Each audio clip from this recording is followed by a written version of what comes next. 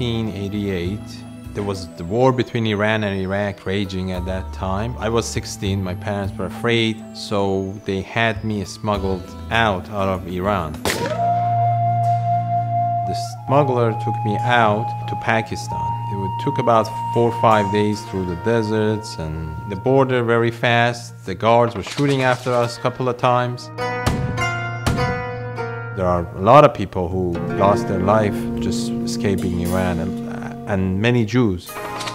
It was like a shack in the middle of the desert, and they had all our suitcases, everything in the car. They had told him, you have to give us all your jewelry, all your money, because if the soldiers find you, it will look like you're escaping.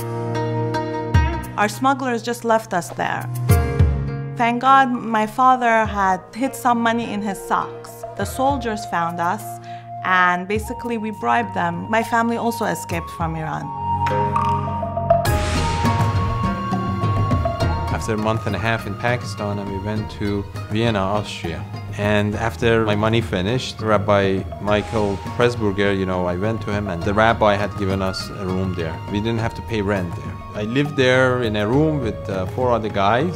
I was under 18, so I couldn't get to America because the American embassy wanted someone to support me when I come to America. They needed a sponsor. Lo and behold, one day they said, we found a sponsor for you after a year and a half staying in Vienna.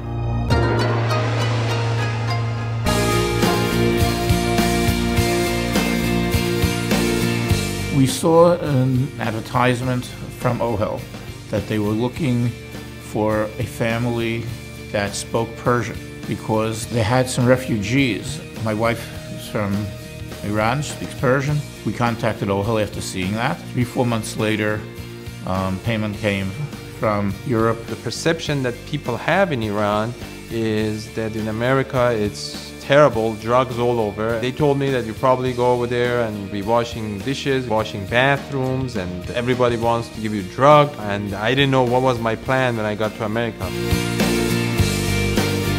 When payment first came, he didn't have tefillin or talis and so on. So we contacted OHEL and they said, no problem, buy it and we'll pay for it. My parents came to America 7 years after I left Iran. He never wanted to give up his room. He never did. He's a member of the family, he still is. We've been married about 7.5 years now. We have 3 beautiful children. David Arya is 5, Yaakov is 3, Gabriela, our newest addition, is 3 months almost. We have 3 families to go to for the holidays, and his foster family, the Wegs, are just amazing. I love them. The kids, they consider them like grandparents. I would definitely like to thank OHEL for all the wonderful things that they did for my husband. We would have probably not been together. OHEL, took care of all my needs. Their staff are dedicated. They are professional. OHEL is a wonderful organization that will do anything for it.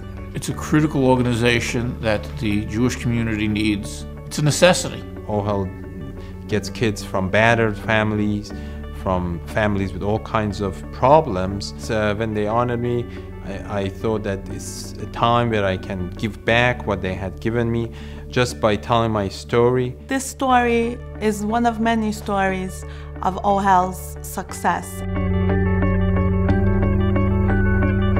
We should all get involved, and we should all help and do our parts in our communities. It's truly an amazing thing.